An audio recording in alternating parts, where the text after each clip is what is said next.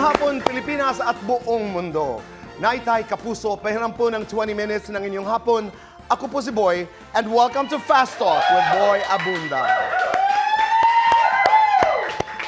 Sa ating mga kaibigan sa Facebook at YouTube, maraming salamat. Sa lahat po ng nakikinig sa DZWB, Spotify, Apple Podcasts, welcome to your program. Maraming salamat po sa inyong suporta.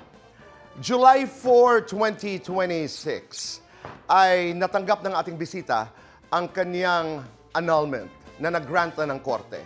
Ito ay kanyang ibinalita sa kanyang pamilya at ilang piling mga kaibigan. Sabi niya, surviving her marriage was one of the most difficult experiences in her life. Sabi din niya, with her annulment, she was at her happiest. Starting a new life and ending that marriage. Ano pa ang kwento sa likod ng annulment na ito? Naitay Kapuso, please welcome our guest, Jelay Andres. Hi! Magandang hapon po, mga kapuso! Maraming salamat, Jelay, sa iyong pagdalaw sa amin. Kumusta ka? Masaya, Tito Boy. Yes, let's go there. Sabi ko nga, July 4, tama? Yes. Yes. Natanggap mo ba o was it the date na nag-grant ang inyong annulment? 26 ko po na-receive yung letter. Bali, 4 ko lang po siya na-upload.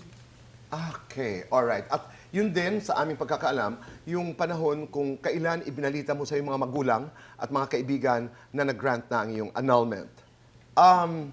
Dito tayo mag-umpisa. Ano ang mensahe mo sa dati mong asawa na si John Gutierrez? Wini-wish ko pa rin na wish ko mas better na siya ngayon, mas better ka na ngayon kaysa sa dati. At sana wag mo kalimutan, kasi dati mukhang nakalimutan mo, yung tinuturo ko na like ka magdadasal, pinakilala ko sa iyo yung Diyos, sana mapagpatuloy mo yun. At bini-wish ko yung peace mo pa rin, at sana meron ka rin nun, na katulad ko, at gusto ko pa rin na maging successful siya sa buhay. Dito. Mm-hmm.